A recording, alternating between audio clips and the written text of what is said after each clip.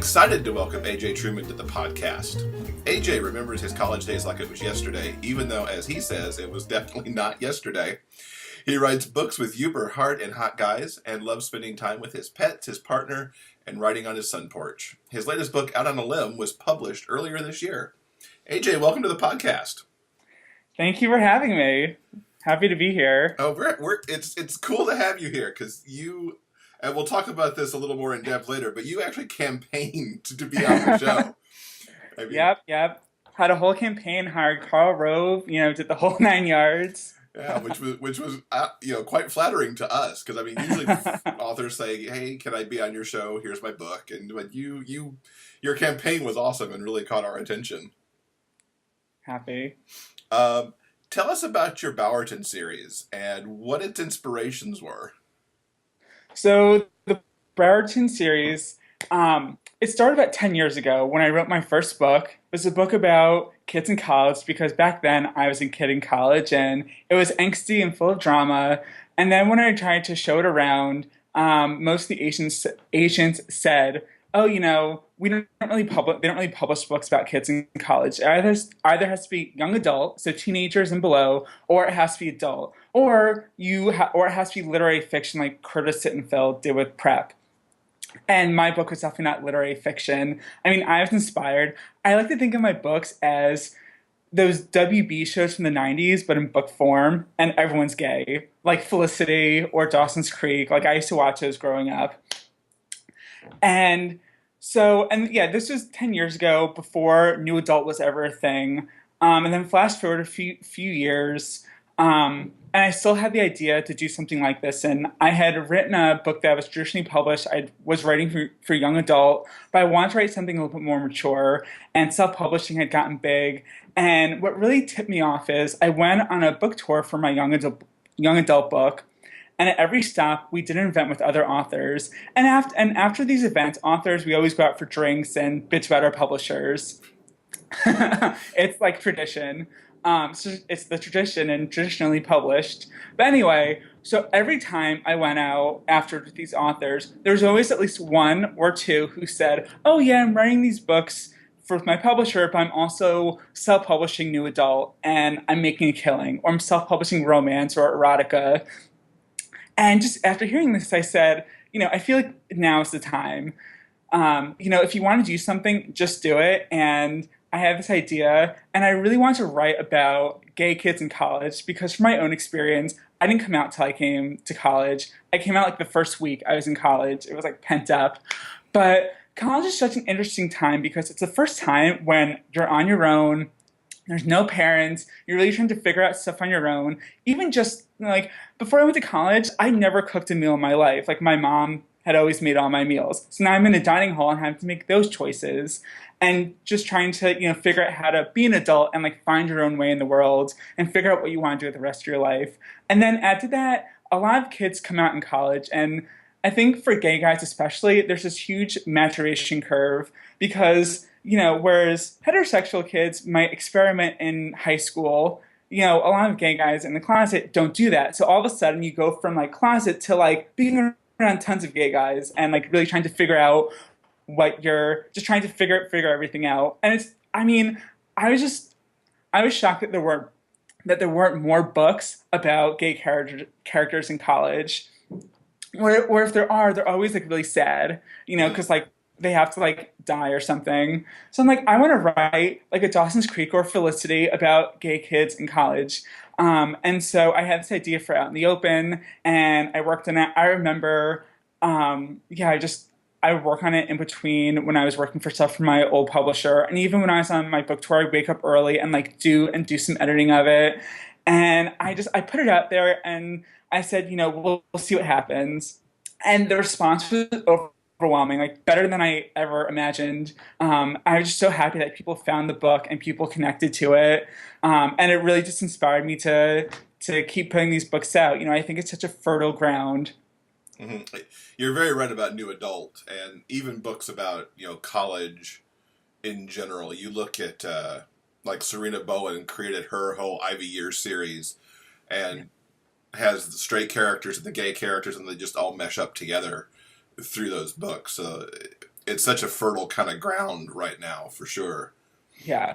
I Um, mean, there was like so much drama when I was in college. You know, like the fun type and then like the not so fun type. It's just it was just such an interesting experience for me. And I feel like, you know, there has to be people around the world going through that same experience, you know, to go from being, you know, with like your parents. And also too, what I love about it is that college can be a fresh start for a lot of people. You know, I went to college halfway across the country. It was a fresh start for me. I didn't know anyone there. So you can try to be whoever you want to be. And I think what I try to do with my books is it's about people who are trying to shed their old selves and thinking, oh, I'm in a new place. I can be whoever I want to be, but realizing that they have to reconcile who they were in the past in order to move forward.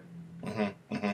Anything in these books particularly autobiographical, or a character who is more you than the others? Yes. So for Out in the Open, I guess I am more like Ethan. You know, I was like the kind of shy and a little more reserved character. I never had sex in a library or a movie. No, I never had sex in a movie theater. um, but yeah, I was definitely that kind of shy person. And with Ethan from Out in the Open, his big thing is that he has this group of friends who he's finally in a group of friends, but it's just like they're not his people. But he's trying to make himself into that person, and that's how I was. You know, when I was in college, there were these group of kids I kept trying to be friends with. I kept trying to like make myself to be like them because I wanted to be in a group and have a group of friends, but it was not me. And actually, the Lorna character in Out in the Open, who's like his like the girl who becomes this like sassy best friend, she's based on my best friend, and she was actually roommates with one of these kids in this group I was trying to be with, and we just totally connected and hit it off. Um, and yeah, so I really, I definitely understand what Ethan's going through, where you're trying to be someone else. You're trying to like fit in with this group of kids who you think are cool, and it's like your body's fighting it. It's like, this is not me, but like I want it to be me. And then with the second book, Out in a Limb, that's pretty autobiographical, not entirely. So I like to think that Cameron and Walker are me at different points in my life. So Cameron was me in college. I was a film major. All I wanted to do was move out to California and be a screenwriter. That I had my sights set on that. I was hell bent on it. I just saw the future, and that's how Cameron is. Like nothing's gonna get in his way. And then in the book, he meets Walker, who's this 36-year-old guy with a kid, and he's divorced. And Walker's in a dead end job that he hates and keeps wondering, how did I wind up in this life? You know, he's kind of like Kevin Spacey in American Beauty, except minus all the rose petals. And that was me. Like at that time, when I was writing this book, I was in a job that I didn't hate, but I didn't love. And I think a lot of people are in that situation. It's very rare that someone's in a job that they just hate and they're miserable going to work. For most of us, we're at a job that it's fine, but it's not what we love. And do we really want to be spending a third of our life doing this? And that's so how I was. I was in this I was working in advertising and I was not loving it. And I just kept thinking, you know, how did I get here? How did I go from wanting to be the screenwriter and having all these ambitions to being in this safe, stable job? Hmm. And so I took those two sides of myself and I created Cameron and Walker. Um, and and it was really tough when I was writing that book because what happens now on the limb, your 22-year-old graduating senior meets your 36-year-old with the kid and they fall in love and they try to figure out, you know, how can we make this work? You know, I'm moving across the country and graduating. You have a kid. There's no way this can work. And I did a lot of thinking about how I wanted the book to go, how I wanted it to end, because I wanted them to have their happy endings without sacrificing too much. But yeah, I mean, that's really like the autobiographical aspect. And like Browerton is based where I went to college, in the Midwest. With Out on a Limb, I mean, what I really liked about it was how the Cameron and Walker scenario did resolve. It didn't seem forced. It wasn't like you forced the happy ending to get there. It's like they truly evolved into what happened to them, and that I just love that. And you don't see, at least I haven't, a lot of May December in new adult, because new adults tends to stay in that college, you know, not really getting above 25 range, and here you put in 36-year-old with a kid. Yeah, I know. And I loved bringing this, 36-year-old who thought that life had passed him by and putting him into this world, letting him going back to college essentially, and really seeing what he would do differently, and realizing that you can't go back, but life doesn't end at 36. I think in our society, people think once you hit 30, that's it. It's like I remember when I was graduating college, we were like, oh, I want to be this by I'm 30, and that's I had that in my mind all throughout my 20s. And then once I hit 30, it was like I got this whole second lease on life, realizing, oh my God, there's still so much more I can do. There's so many people who switch careers and do all these major change ups when they're in their 30s, 40s, 50s, so that's something I learned, but you don't know that when you're 22. Like when you're 22, you think someone who's 25 is old. Anybody who's graduated is pretty old at that point. Yeah. I mean, like, there's a line in Anne the Limb I wrote that's from real life where I remember when I was like 22 or 23, and I was still carrying my age by half years. Oh, I'm 22 and a half. I'm 23 and a quarter. And this guy who was older once said to me, he's like, you're young when you still use half years. Once you get a certain age, it all just kind of blends together. And that's true. Like, my birthday's next month, or no, in September. And, I guess it is next month when this goes live. And sometimes I have to remind myself how old I'm turning. Like, I have that problem too. And if I have to do the math on it, it just gets worse. Yeah. It's like once I hit like 29 or 30, I'm like, oh, I don't know. Just pick a number. Yeah, I know I'm 40 something, and that's about it. Yeah. So you've hinted towards this a little bit, but what got you into writing gay romance? Were you reading those books and wanting to write them, or was it more about telling this college story that was in you already? So I wanted to tell this college story, but I didn't know if it could be possible. But then I started doing some research and asking around some of my friends who are really well read, and they mentioned this book called Social Skills by Sarah Alva. It's this gay new adult book. It's available on Amazon. It came out 2013. It's a phenomenal book. The story is as simple as day. Closeted jock and like bookish nerd meet in college. I think they have to, like, the nerd is like tutoring the jock. They fall in love, blah blah blah. But it's so well written. When I was reading that book, I just was like, this is why I want to write. Like, this is it. Like, it can be done. And it was finding an audience. Because by the time I read that book, it'd been out for probably close to a year, and it was still selling well from what I could see. Like, there is this audience for that. And just reading that really gave me the green light to give this a try. And also what I love about self-publishing is that you can take a chance. I didn't know if there was like a huge market for this, but the worst that happens is you write it, you put it out there, and either people buy it or they don't. So, as a reader, what do you like to read? So I like to read wide. And I always tell people, I think to find your voice, you have to read wide.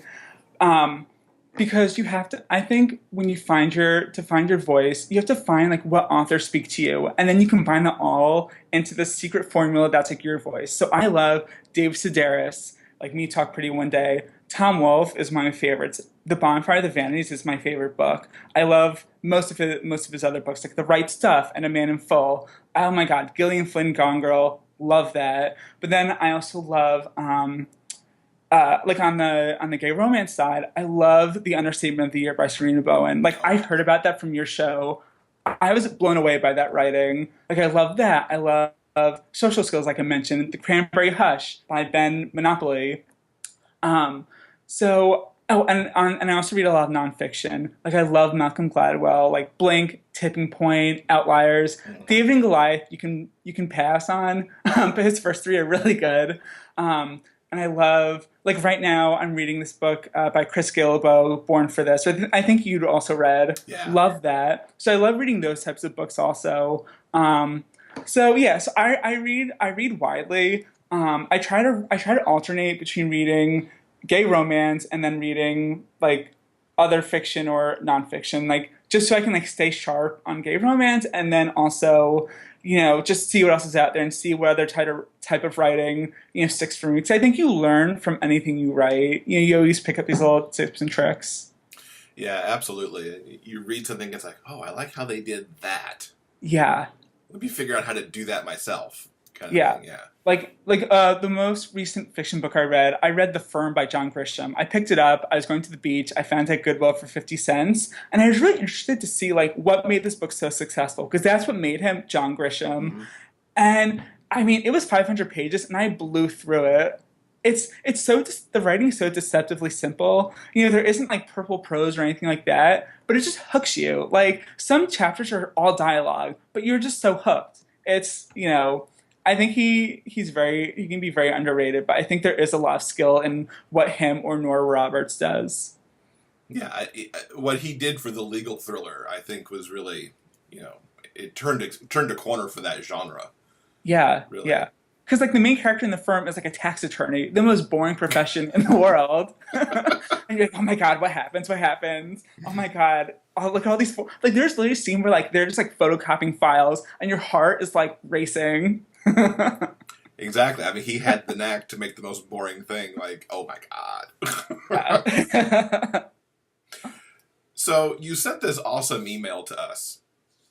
The the top 10 reasons why AJ Truman would make a great podcast guest, which was just mind-blowingly awesome because this happened back in May, so I think we were barely in it 6 months at that point.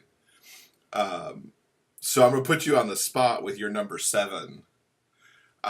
What's good on Netflix right now? What should I be watching as a Netflix Okay. consumer? I just watched the best show called Crazy Ex-Girlfriend. The first season is on Netflix. It's airs on the CW. This show is amazing. It's so every week there's two musical numbers in there, and the premise of the show, it's this girl or this woman, this brilliant lawyer who is miserable at her job and she's having a nervous breakdown and she runs into her old high school crush on the street in New York City and finds out that he's moving to West Covina, California. So all of a sudden she decides to move to West Covina, California, and she keeps saying that she's just doing it because she wants to be happy.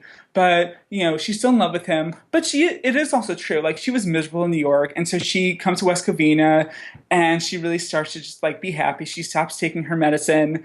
But the show's done in a musical style. Like, in her head, it's a musical. And so 2 times per episode, people burst into these original songs that are amazing. I mean, they're so catchy on their own. Like, go to YouTube and watch some of them. And yeah, so the show, it's like Ally McBeal. It's very much like an Ally McBeal. It's like quirky. There's music. It's funny, but it's also it. The show is really smart about like feminism and misogyny and mental illness and bisexuality. Like there's a proudly bisexual male character on the show that I think is really well done. Yeah, and it's just like hysterical. So that's great. And then on the movie side, it's kind of an oldie but a goodie. But Adventures in Babysitting, this movie from the '80s. Oh my God, love it. I just like watched it and I just like fell in love with it all over again. And I think it's also a really great example of like really good storytelling too, because it's just like it's really creative and really fun. And then what other shows am I watching on there? Oh my God, Damages. So speaking of legal thrillers, Damages is amazing. It's like Glenn Close being like the most Glenn Closiest Glenn Close that ever Glenn Closed. But each season, it's like 24, and like each season it's self-contained and it's a new case. And it's just so smart. Like there's so many twists and turns and like double crosses. It is like a phenomenal legal thriller. So if you have any interest in John Grisham or just like thrillers or you like shows about strong female characters, definitely check out Damages too. Okay. I like your pick, though. I especially like Crazy Ex-Girlfriend because we were interested in that when it was on the CW, but I think it was on Monday night, and like our DVR was like at capacity for what it could deal with on a Monday night, Yeah. and that did not make the cut. And Yeah. we were excited to see that it showed up on Netflix. Yeah, I was like super excited. I didn't want to watch it at first. I'm like, oh, this sounds stupid, but my husband like got me into it, and I was hooked. And now like I can't stop singing the songs from the show. Oh, cool. Yeah, I'm going to look at that. So, what advice might you have for those coming into the gay romance genre? Because you're relatively new, having only published your first book a couple years ago. So my big advice is to, if you want to write gay romance, read gay romance. There's a lot you can learn. So when I came into this, I had never really read romance, and my what I thought about romance. Well, I knew from the young adult world reading contemporary romance, and then from watching romantic comedies. And my big misconception with the romance genre in books is that I thought, oh, the guy and girl or the guy and guy, they don't get together till the very end. You just have to sustain that tension for like the whole book. But really, when you read these books, you see that most of the time the characters get together, and then the second half of the book is them overcoming bigger obstacles or trying to stay together. And that was a big insight for me, and something like if I hadn't read these books, I wouldn't have known. So yeah, so if you want to write for the genre, read it. Read the books that are selling well. Read the books that are number one. See what they're doing well. And the best piece of advice I have for like new authors too, I got from Kindle Alexander because I emailed her slash them when I was first starting out, just for advice, and he slash they said, build your base. Don't worry about giving away free copies. Build your base, and that's something I take to heart. I've seen authors who are very stingy with ARCs or stingy about giving free copies. They're worried about piracy and what have you. I'm not. I remember for Out in the Open, I contacted reviewers. I even said to reviewers, if you have friends who like to read and and are active on Goodreads, just like send them my way. I'll give them a free copy. They don't have to have a blog, And it was because of that got the buzz building on Out in the Open, and that made sales more than make up for what I gave away in free copies. So yeah, so the big takeaway is read the genre, study it, and don't be afraid to build your base and give away those free copies. Because yeah, giving away even like 50 copies, in the long run, it's going to pay off.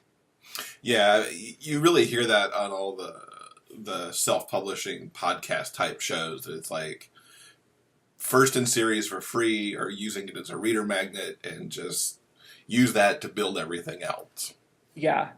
And start up a mailing list. That's also something I learned from the get-go. That's been really helpful. Yeah, that was one of my big glitches. I didn't have a mailing list going for the first probably 2 years that I was publishing, and it was just like, oh, that's so stupid. I know. I don't have a ton of people on my list. I think it's around 200. But even so, I mean, the fact that just having those rabid fans and getting them all to purchase on the same day, it boosts your ranking. And what I always tell people is that if you try to build your community on just a Facebook or only on Twitter or only on Goodreads, you're building on rented land. Because Facebook at any moment they could change the rules and that all could go away. Same with any other platform. Mm-hmm. But at least if you have people's email addresses, that's not really going to change. That's as solid land as you can get in the e-world. Mm-hmm. Absolutely. So what's coming up next for you, both with Browerton and perhaps other projects? So the next book in the Browerton series, Browerton, not Bowerton. Oh, so sorry. No, it's okay. It's early. In California, the R is silent.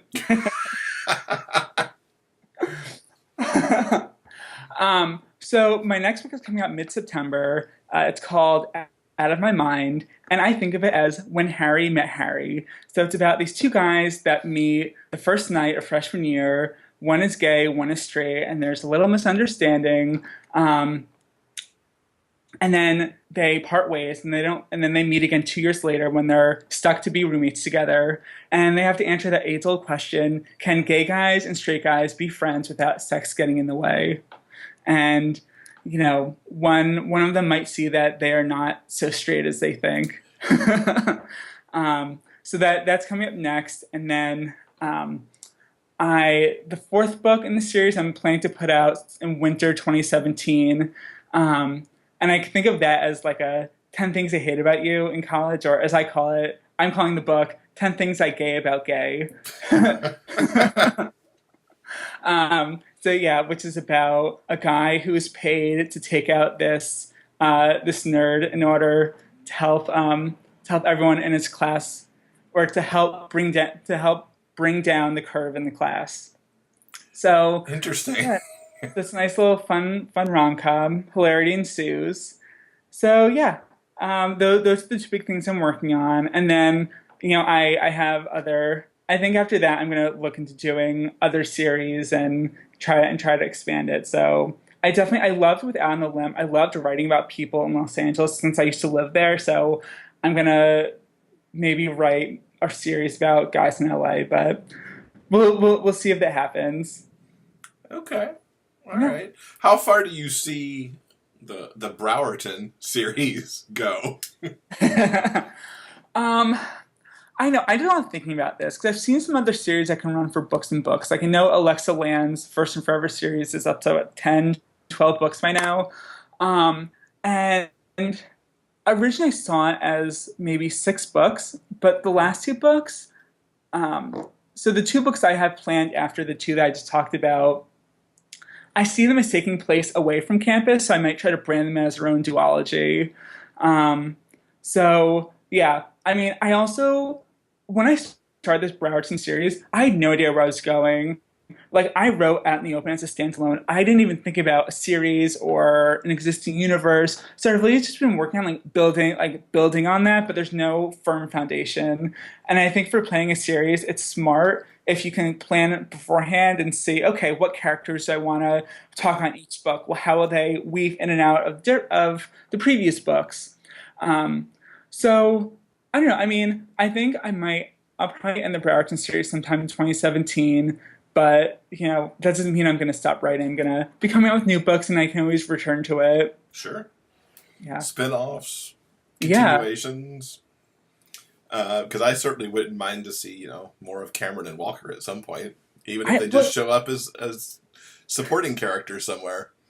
I know someone just emailed me the other day about that, being like, "Oh, are you gonna write more about them?" And it's always tough. I know, like after I wrote Out in the Open, people are like, "Oh, I want to read more. I want to read more." I'm like, "Well, they're happy together and they're having sex. What else can I write about?" But I actually just published a short story about Greg and Ethan going away for the summer, so I might do that, like release short stories here and there. But we'll see. Who knows what the future holds. Yeah, that's cool. Now that Miss Cleo's gone, none of us know. Right? Yeah. So I know coming up in October, you're going to your first GRL. Whoa! Are you excited? Seems like you're excited.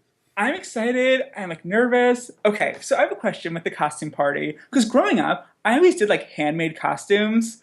But like, I mean, do people go all out with these costumes? Is this something where I should go to a store and like, drop $100 on a costume or something? Or, I mean, how into it do people get? It's all over the place. We've seen people in some amazing handmade, awesome costumes. We've seen people in store-bought costumes. We've seen people show up in jeans and a t-shirt. And actually, we've been those people. Like there's been years that we've gone in just jeans and a t-shirt. Whatever we were in that day is what we're in that night. Because it's like, just can't cope with making a costume. A couple of years ago, we bought costumes and did that. We are thinking about what to do with this Wizard of Oz thing. But we also have a backup plan if we choose to cop out, which we won't. I'm not going to reveal here. People will just see it there. And possibly on the Halloween episode of the podcast, they'll see that. But it's really all over the place because it's really the whole event is like do whatever you're comfortable with, whatever you want to do. There's no pressure. If you don't come in a costume, it won't be like, what are you doing? Yeah. Or if you're in a costume, you might end up taking 5,000 pictures that night because everybody wants to be with your costume. I know. Maybe I'll dress up as the witch because black is slimming, and I can just like find like a black sheet and like cut a hole in it, and like wear that. Paint your face green, put a hat on. Yeah, I'm really excited for GRL. I'm definitely like I'm a little nervous because I think in just like big social settings I kind of can clam up a little bit, but it seems to me that a lot of people are in that situation that it's like super friendly and yeah, I'm just I'm looking forward to. I haven't really been to one of these writing conventions, so it's just gonna be cool to meet people who are fans of my work and like me to like fangirl over like other people's work. Yeah, so it's gonna be a lot of fun. I mean, I kind of wish I'd gone last year when it was in San Diego. Was it in San Diego last year? The weather might be a tad better than Kansas City, maybe.